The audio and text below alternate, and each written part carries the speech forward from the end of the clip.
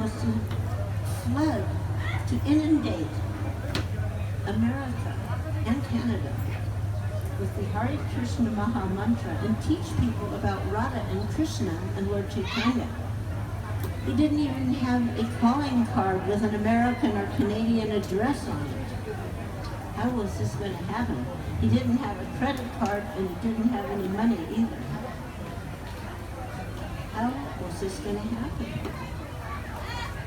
But when a pure devotee means someone who is only dedicated their life, their words, their actions to Lord Krishna, even Jesus, even Muhammad, a pure devotee, somebody who is out there to serve God and wants to help others serve God also. That's a real benefit in mankind. Sometimes we think we'll give some few pennies, a few pesos, a few dollars in charity. That's okay, maybe you feed somebody a meal or two. But the real charity of this world is to give the ability to serve God. And Krishna himself says the same thing in Bhagavad Gita.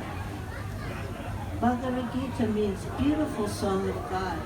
And it was spoken by Lord Krishna. Krishna is not a Hindu god. God is not a Hindu or a Muslim or a Christian.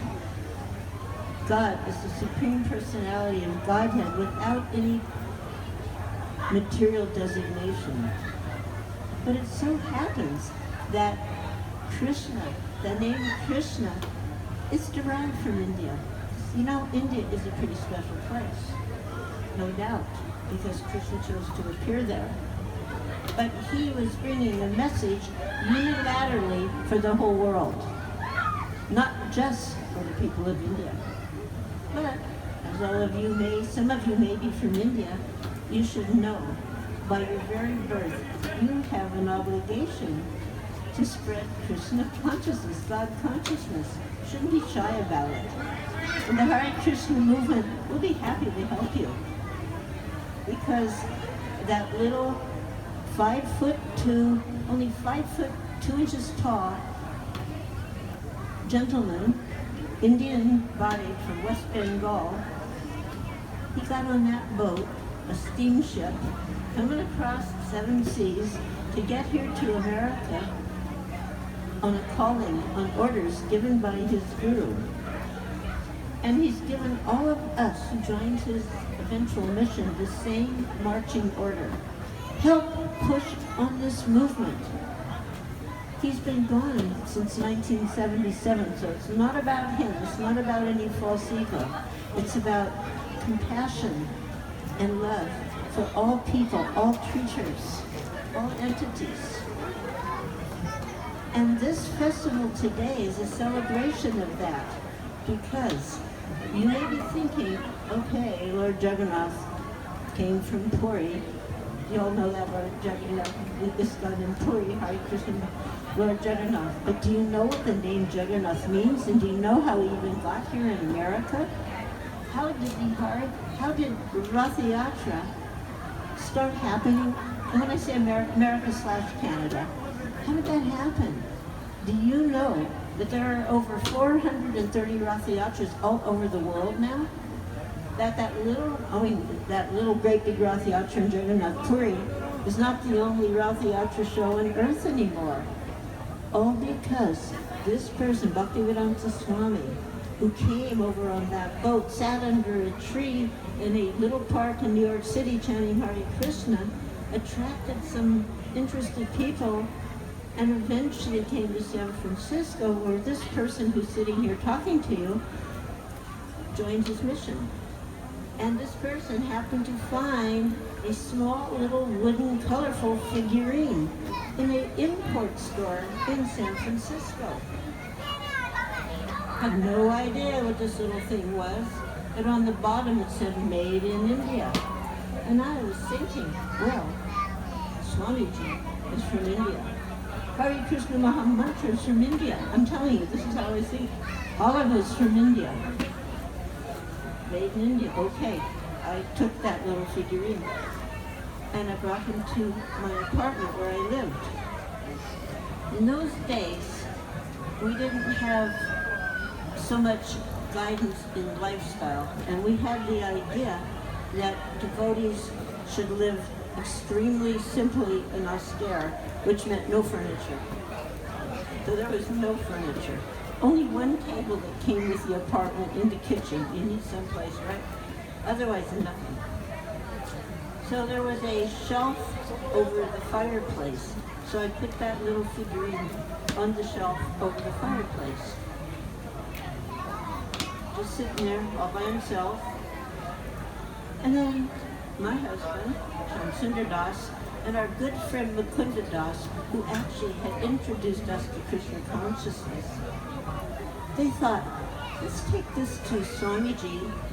Maybe he knows what this is. We weren't thinking who it is, we were thinking, what is it?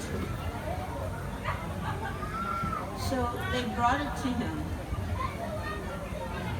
He was on the 3rd floor above the temple in San Francisco, a little temple which was not hugely, maybe twice the size of this tent here, little place. And there was a small kitchen in the back, and my seva at that point was, I was cooking. I was doing cooking, and every afternoon, whoever came, we gave them Krishna Prasadam. So somebody came, and they said, Swamiji wants to see you. Oh, never missed an opportunity to, so I just turned off the stove, and in spite of there being an elevator, I ran up the stairs, because when you're 22, you can move much faster than when you're 77. So I was faster than the elevator.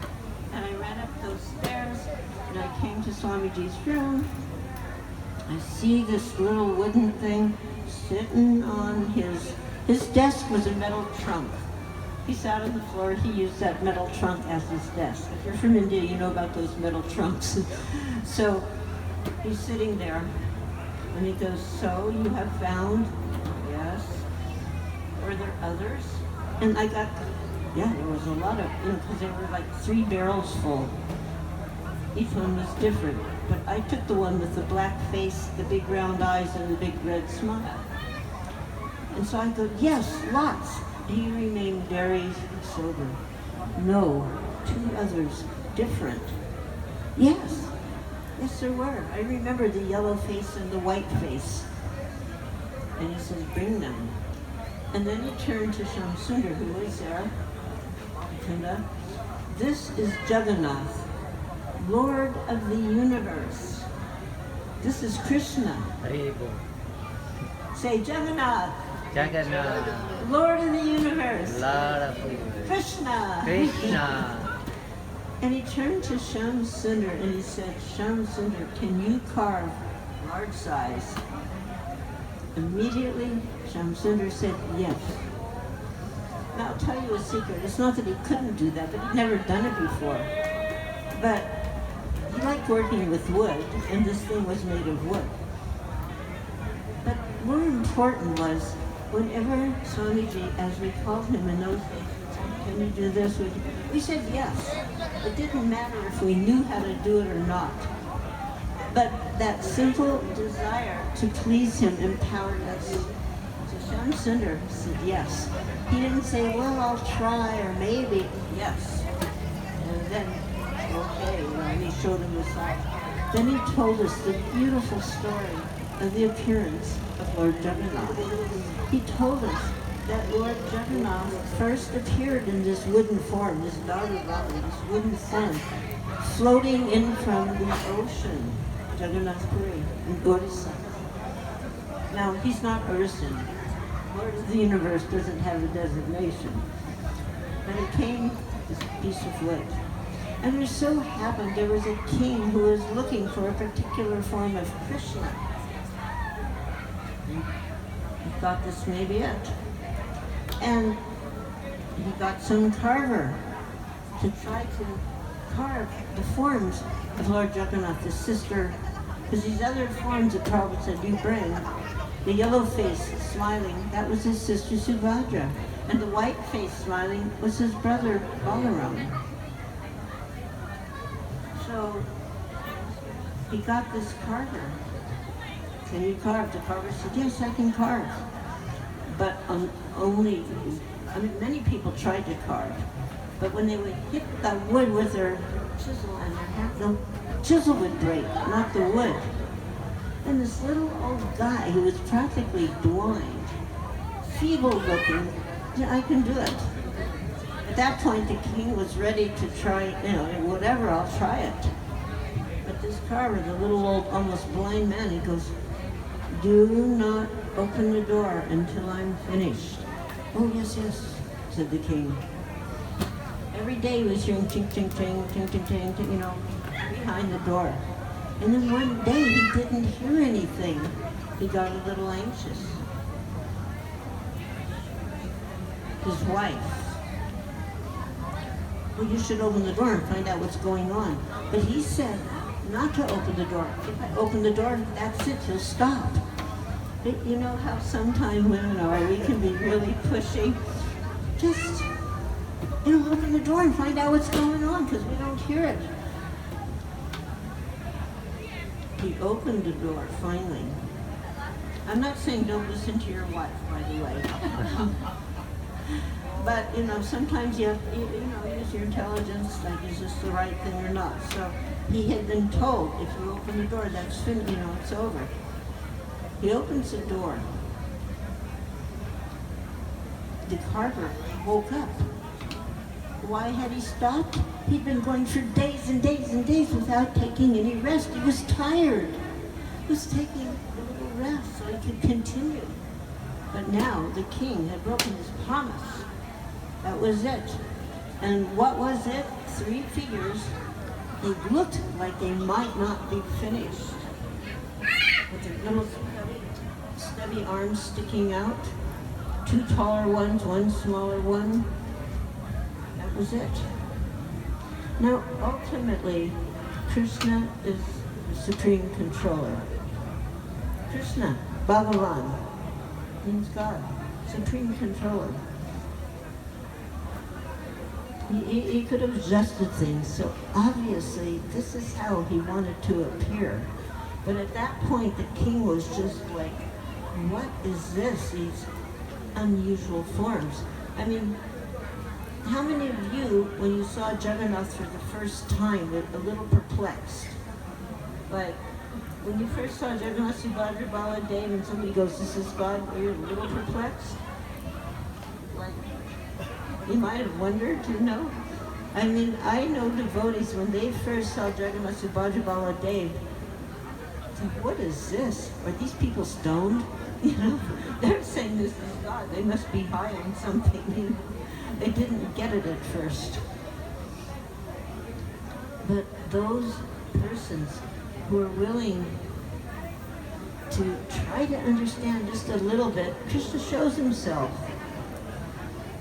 So ultimately, the king accepted this is how Krishna wanted to appear. This is Krishna, the Lord of the universe. And actually, he's the most special form of the Lord of the universe in total ecstasy. His limbs are withdrawn in ecstasy. If you look up ecstatic transformations, one of them is either you get extremely elongated limbs, your limbs sort of become disconnected, or you withdraw. There's ecstatic symptoms described, not only for Hindus, ecstatic symptoms across the board. So you'll find them also in other literatures, shastras, if you will. So he was in this ecstatic form. And he wanted to display this ecstatic form with the big eyes and the big smile. He wanted that form to be shown to the people of the world. So now, here it is in 1967, and this little form has come to America with his brother and sister, and Shamsundar Das is going to carve them a large size. So that happened. Many wonderful stories. We don't have so much time per se, but I'll tell a few. He was carving, and Swamiji, Bhaktivedanta Swami Prabhupada, who founded the Hare Krishna movement ultimately, He said, as long as you are carving, I will remain in San Francisco till you're finished. So Shyam Sundar was a person who could do things very quickly, but he decided to do this very slowly to keep Swamiji's Prabhupada in San Francisco for a longer amount of time. Prabhupada would send message, how's it going, Shyam Sundar? Oh, yeah, it's going slowly. And then Swamiji got a little impatient, and he kind of indicated that, well, if it took too long, he might have to leave anyway. So Shyam Sundar went a little faster. I'll tell you a very secret pastime. Hare Krishnas, we don't drink, we don't smoke. Might we know those things? No coffee, no tea, no meat, fish, or eggs, right? Basic principles of human life. In the beginning, this was really the beginning, sometimes some devotees were kind of struggling to give up some of those habits, left over from previous, life, which was only a few minutes ago, really. So Shyam Sundar Prabhu, at that time, would occasionally smoke a cigarette. And it so happened, while he was carving, sometimes he would take a break and smoke a cigarette. Now you could be thinking, oh my God, how could he do that? He's carving Krishna, he's carving Jagannath. Well, sometimes it takes a while to understand things. And Krishna will help you eventually. Because he knew he shouldn't smoke, but just that habit was so. One day, knock on the door. So he was carving in our apartment, in our flat. Knock on the door, I answered the door. There was Swamiji and a couple of the other boys. And he said, I came to see how Shyam Sundar is doing. Surprise visit. In more ways than one. He's looking to see everything looks good. And what is that on the Didi's head? Little box. And Shyam Sundar's face became more red than the smile of Jagannath. He goes, Swamiji, that is cigarettes. He felt so embarrassed, but he was honest. And Swamiji said, he didn't go, what, you demon? No, you fool. No, he said, very difficult habit to give up. Smoking, very difficult. So, why not smoke one less each day until finished? He gave him a plan, a strategic plan. He didn't say stop the carving. He was saying stop the smoking, but with a reasonable plan. And Shyam Sundar followed that plan, one less each day till finished. And that was it. Practical man, Srila Prabhupada, so practical, so compassionate. Now, at certain times, we say he lowered the boom. Hey, how many times do I have to tell you something, right? But this was early beginning, and everybody was struggling. And the devotees were trying something extraordinary for the times. So then, Lord Jagannath was finished, beautifully painted by Shyam Sundar, and there was going to be the installation ceremony where Lord Jagannath would be formally worshipped. That requires lots of Brahmins, doesn't it? Like to install the deity, worship the deity, there must be some Brahmins, isn't it? Who says there should be Brahmins? What do you think? To have a deity installation, should there be Brahmins? Raise your hand if you think so. Should be a devotee, actually. One devotee, two people say Brahmins. The question is to worship the deity, to install the deity, there should be Brahmins, yes? No? And generally there is. There is. But here we were, so generally that's a fact. But here we were, San Francisco, March of '67. Were there any Brahmins? No. Did Lord Jagannath care? Apparently not. He chose to come. How was he installed? through the mercy of the pure devotee, Shaktavesh Avatar Srila Prabhupada. So he said, you get a tray and put candles on it, little candles. You want to know something? We did not even know about ghee wicks. We didn't even have the, proper ghee, what do you call the arti lamp, We didn't have those. Incense, plenty of incense. We said, so everybody has incense, and you take this tray with the candles and you wave it. He said, you wave it to the Lord. Now, the altar was a little unusual. Prabhupada told Shamsundar, make a raised platform. We had a very high ceiling in that place, that temple, little storefront. So he put it really high, like you had to climb up a ladder. He said there should be some lights. He got these lights, and he put these little fixtures that cause the lights to blink. On, off, red, yellow, blue, red, yellow, blue, red, red, yellow, green, whatever. So, blinking lights. Tall platform. He said there should be an umbrella, an awning. Shamsundar made this form, and Jamuna and Harsharana, he said he gave the color blue with golden fringe. That was there. There should be a curtain. Why should there be a curtain? But you always want to see. And he said, well, sometimes he takes a rest. He needs privacy. And when he eats, he likes privacy. Okay, so we had a curtain that went around our altar, which was shaped kind of, not straight across, it was like half a circle. And then he said to me, everything that you cook now must be offered to them. They must have their own plates. Their own plates. And then he says, plates nobody else has eaten from, because as former hippies, we were big-time recyclers. We'd find things off the street. Prabhupada's Vyasa sign, which we didn't even call it Vyasa sign, we called it the dais. It was just a square piece of wood, platform.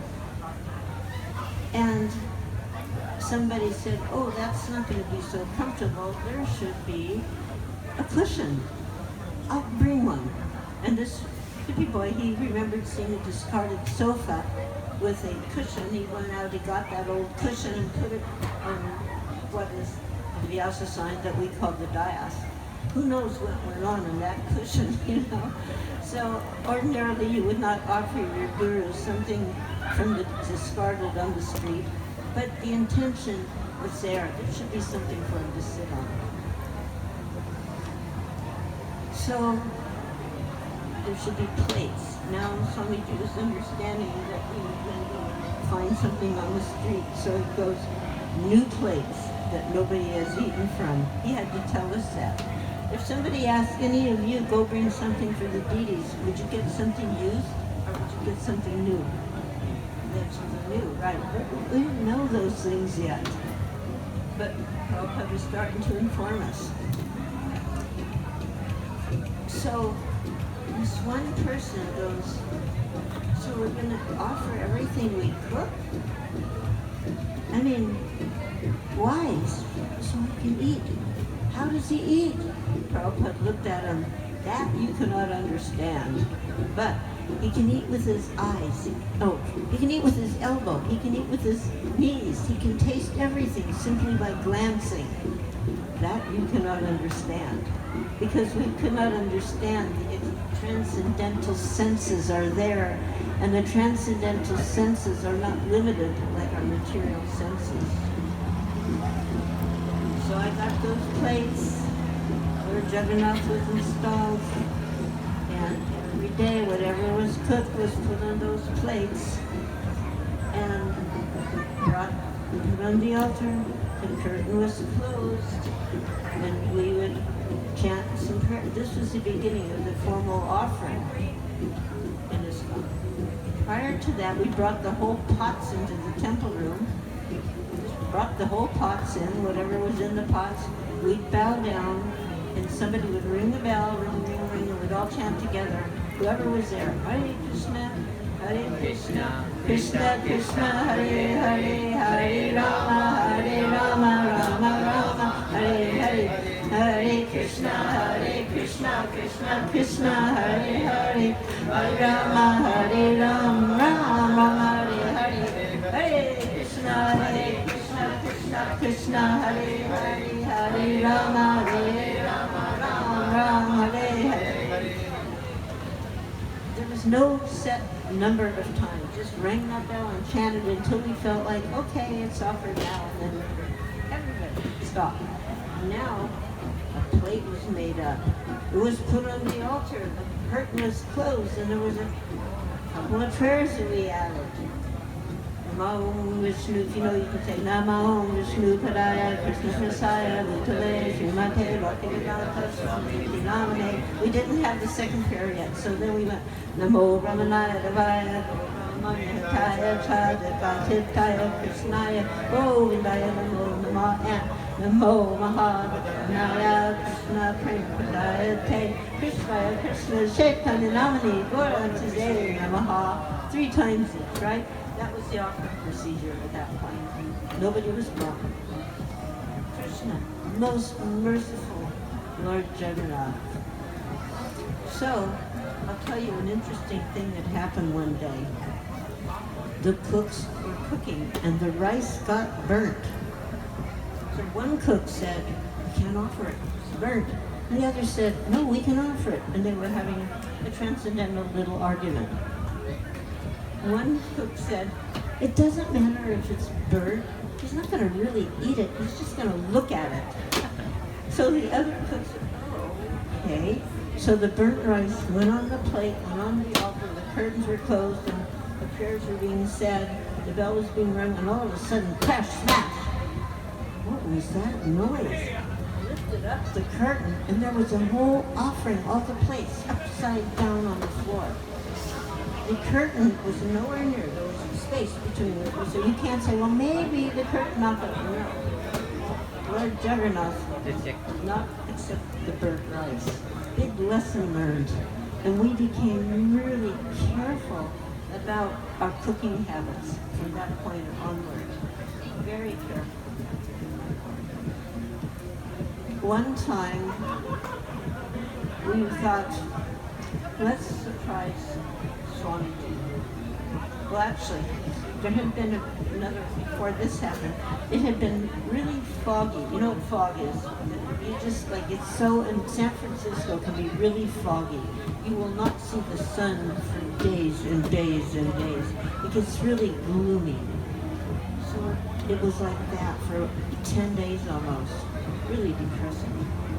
One day the sun was out and we were all happy to see the sun, and we're thinking, Lord Jagannath must also be happy to see the sun, but he's in the temple, how can he see the sun? So we took a cloth, we put it in front of the temple, and we brought Jagannath Subhadra and his Baladev on the sidewalk in front of the temple to see the sun. People were walking by eating hamburgers, smoking, drinking coffee. They're sitting on the sidewalk like that. Okay, they got the sun. We had no idea that was probably not a good idea. A little while later, Swamiji was present. And we would go for Harinam Sankirtan to Golden Gate Park, which was only a couple blocks away, really. And there was a place there in the park called Hippie Hill. It's still there today. And we'd go on top of that hill and have kirtan. There's pictures, there's videos of that.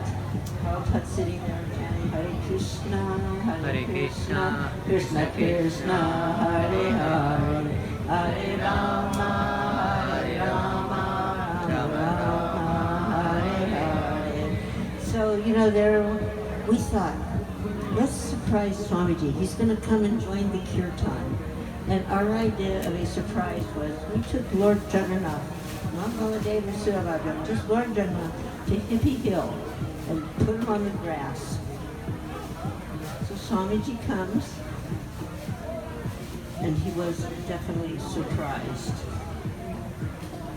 He didn't get angry, but he told us very clearly that Lord Jagannath only comes out of the temple once a year for his Rath Yatra, and he always comes with this he's always accompanied by his brother and sister. He doesn't come alone.